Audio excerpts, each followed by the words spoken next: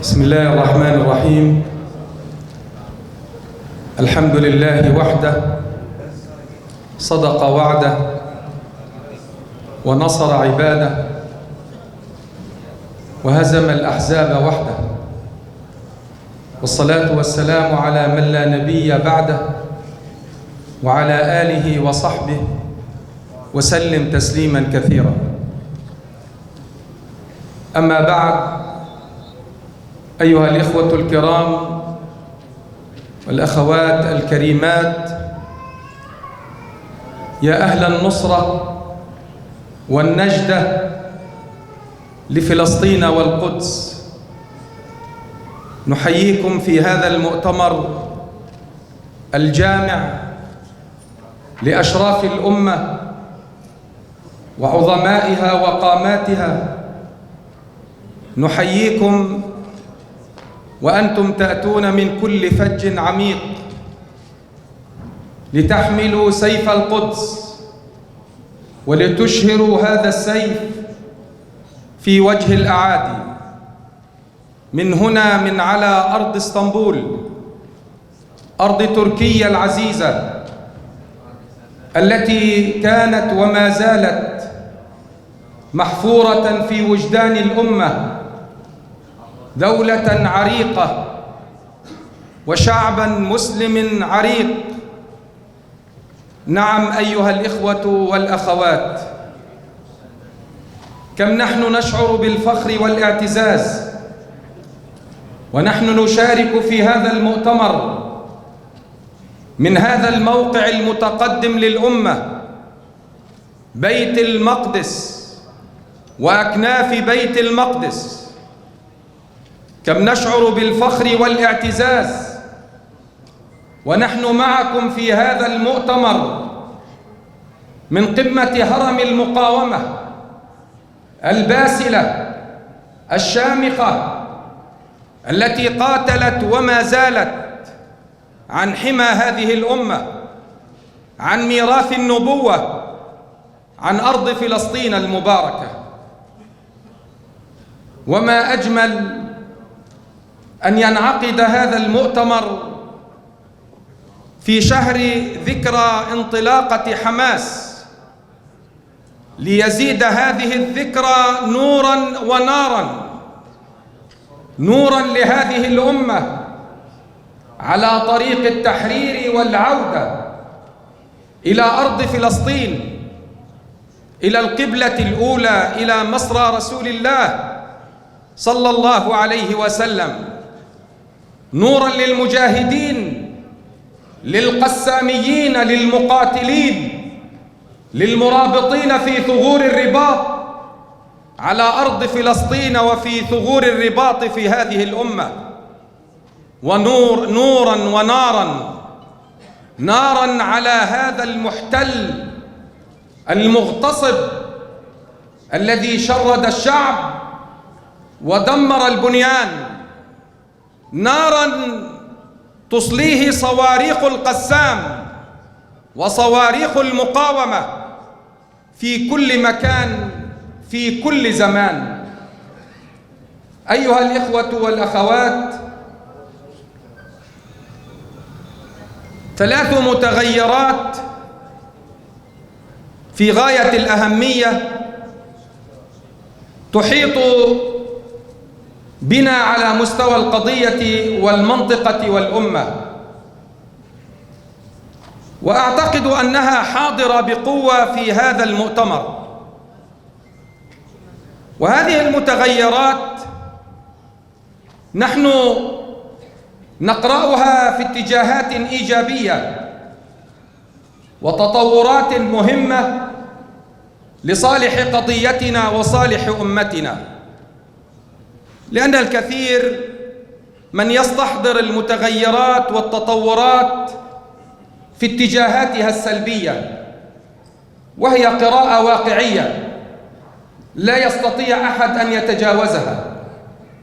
ولكن نحن هنا حملة السيف والقرآن والبندقية وبنات الأمل والغد المشرق لشعبنا ولأمتنا لنا أيضا قراءتنا للمتغيرات. أولى هذه المتغيرات، وأنا أرصدها في الشهور القليلة فقط السابقة، أولى هذه المتغيرات هي سيف القدس.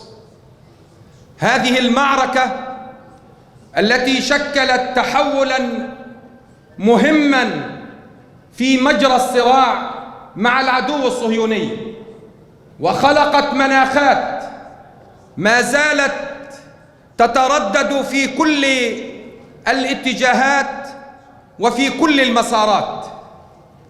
سيف القدس التي خاضها شعبنا من على أرض القدس والمسجد الأقصى، من على أرض الضفة الشماء، من على الأرض المحتلة 48، من على مواقع اللجوء والشتات في كل مخيمات الوجود، ثم التهبت جبهة عسكرية من على أرض غزة العزة، حينما نادى الناس من رحاب المسجد الأقصى واستغاثوا بعد الله بالمقاومة وبالقسام وبالقائد محمد الضيف. لبت المقاومة النداء وأشهرت السيف ودافعت عن القدس وحمت ظهور أهلنا في رحاب القدس والأقصى. معركة سيف القدس التي شلت الكيان فرضت نظام منع التجوال على تل أبيب، وصلت صواريخ المقاومة إلى كل شبر من أرض فلسطين المحتلة. سيف القدس الذي أشهرناه كشعب وبإسناد هذه الأمة وروادها لن يغمد بإذن الله إلا بتحرير كل أرض فلسطين وبتحرير القدس والأقصى. ما بعد سيف القدس ليس كما قبل سيف القدس في كل المسارات.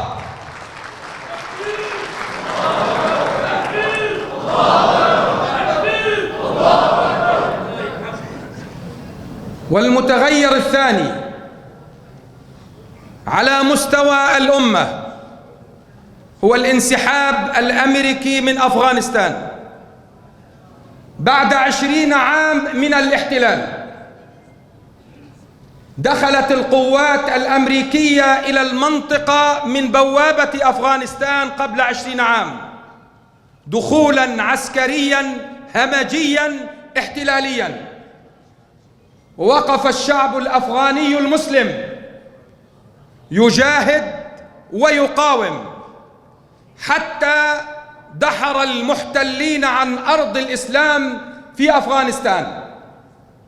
هذا الانحصار الأمريكي من أفغانستان سيعقبه انسحابات من المنطقة وانحصارات من هذا التواجد العسكري في المنطقة، وسيضعف الحلفاء وفي مقدمتهم الكيان الصهيوني.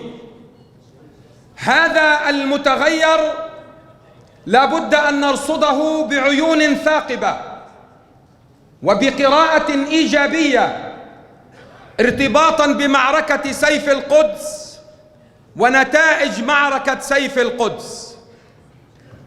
لم تعد الولايات المتحدة الأمريكية شرطي العالم، ولم تعد القادرة على فرض هيمنتها وجبروتها على شعوب الأمة. هذه أمة حية يقظة، ربما يخبو صوتها أحيانا، ربما شمسها تتعرض للكسوف، ولكنه كسوف لا غروب. شمس الأمة لا تغرب أبدا. المتغير الثالث هو هذا المؤتمر صدقا، وأقرأه كمتغير مهم. لأن القوى المعادية تسعى إلى هندسة المنطقة بشكل يخدم أعداء الأمة وغزو الوعي وضرب الفكر والوجدان لهذه الأمة. محاولات الاختراق السياسي والأمني والعسكري والاقتصادي والفكري للمنطقة، محاولة تركيع شعوب هذه الأمة وشعوب المنطقة. اليوم هذا المؤتمر هو هندسة للمنطقة باتجاه آخر، هو سباحة عكس التيار، هي سباحة مع تيار الأصالة، مع تيار القدس والأقصى وفلسطين، مع تيار المقاومة والممانعة. هذا المؤتمر بما يشمل عليه من هذه القامات رجالا ونساء من أبناء فلسطين وأبناء الأمة العربية وأبناء الأمة الإسلامية، هو يأخذنا إلى مكان آخر، مكان العزة والشرف والشراكة في مشروع تحرير القدس والأقصى. نعم أيها الإخوة والأخوات، هذه المتغيرات الثلاث في غضون هذه الأشهر القليلة هي ذات صفة تحويلية، يعني كلها تأخذنا من مرحلة إلى مرحلة ومن عهد إلى عهد، نكون نحن فيه حملة اللواء وسدنة البيت، ونحن الذين نتحكم، أقولها بوضوح، نحن الذين نتحكم في إيقاع المنطقة.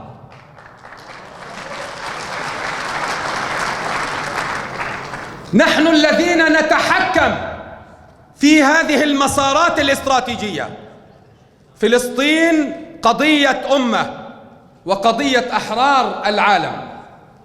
من هذا المنطلق فإني أستحضر مع إخواني وأخواتي الكريمات ثلاث أولويات وأختم بها.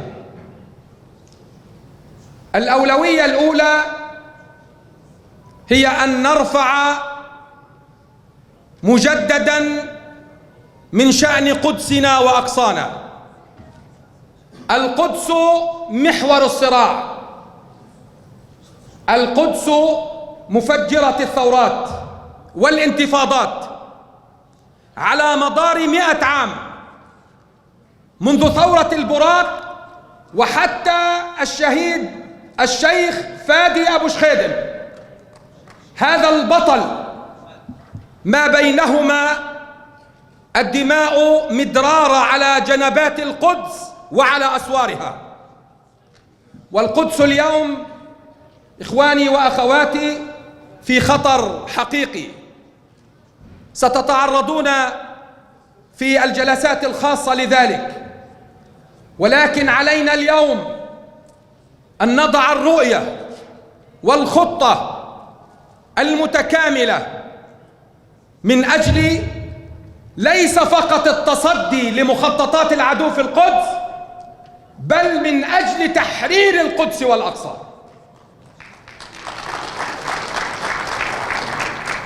وأما الأولوية الثانية فهي دعم المقاومة. المقاومة، وأنا أطمئنكم، المقاومة في فلسطين الحمد لله أنها بخير، هي مستمرة في تراكم القوة وفي بناء الصرح وفي امتلاك الوسائل والقدرات. مقاومة شاهدها العالم من على أرض غزة، وشاهدها في الضفة وفي القدس وفي الداخل وفي كل مكان. المقاومة اليوم هي خيارنا الاستراتيجي، كانت وما زالت وستبقى. انتفاضة شعبية ومقاومة بكل أشكالها بكل أنواعها. وهنا أريد أن أؤكد على أن الدعم للمقاومة إلى جانب الدعم السياسي والدعم المالي والدعم بكل الوسائل هو أننا نريد أن نضع على الطاولة تشابك وترابط الجبهات في مواجهة مع العدو لتحرير القدس والأقصى. الأمة اليوم، نعم، هذا الشعار الذي رفع دائما، الشراكة، وهي شراكة حقيقية، والأمة لم تتخلى عن فلسطين وعن القدس في كل أزمنة الصراع، لكن اليوم بحاجة ماسة إلى بناء هذه الجبهة الموحدة مع مكونات الأمة لكي نقفز ونثب وثبة واحدة على عدونا. آن الأوان أن نحسم الصراع التاريخي مع هذا العدو.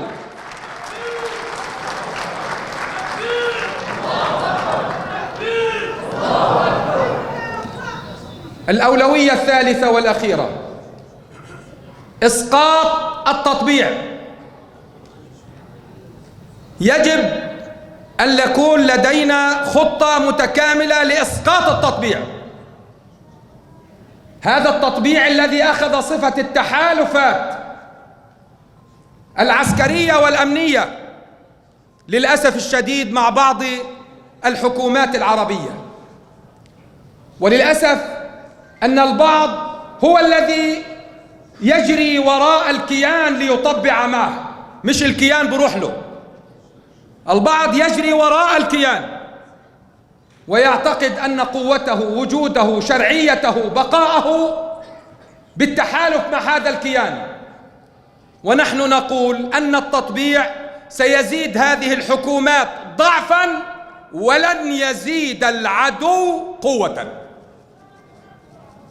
سيزيد هذه الحكومات ضعف ولن يزيد العدو قوة، لأنه شعوبنا شعوب حية، هي روادها وهي ضميرها وهي الذين يعبرون ويمثلونها تمثيلا حقيقيا، وكثير هناك الشرفاء من هذه الأمة. ولكن أيها الإخوة والأخوات، التطبيع اليوم بهذه المسارات بمحاولات أن تتسيد إسرائيل بين قوسين المنطقة عسكريا وأمنيا من باب التطبيع، هذا لا يجوز مطلقا. ويجب علينا ليس فقط أن نتصدى للتطبيع، أن نسقط التطبيع، وألا نسمح بأن يتمدد هذا الجسم السرطاني، هذه الغدة السرطانية في جسد الأمة. ولا يجوز مطلقا أن تستخدم ويستخدم الكيان الصهيوني وأن يلوح به ضد هذه الدولة أو ضد هذه الدولة. من الإخوة والأشقاء، نحن أمة واحدة، وعلينا أن نكون صفا واحدا وموحدا، ولا بد أن نسير بهذا الاتجاه من أجل أن نحقق للأجيال تطلعاتها، طموحاتها، وأن نحقق لشعبنا الفلسطيني إن شاء الله حريته وعودته واستقلاله، أقول وعودته إلى أرضه فلسطين. يا شعبنا، يا أهلنا في المنافي والشتات لأكثر من 70 عام، ستعودون إن شاء الله إلى أرضكم وإلى دياركم.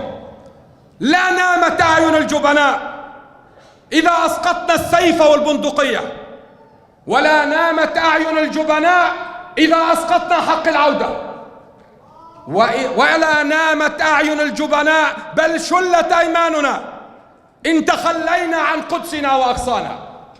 هذا عهد حماس ورجالها ونساؤها، وهذا عهد رواد هذه الأمة. والسلام عليكم ورحمة الله وبركاته.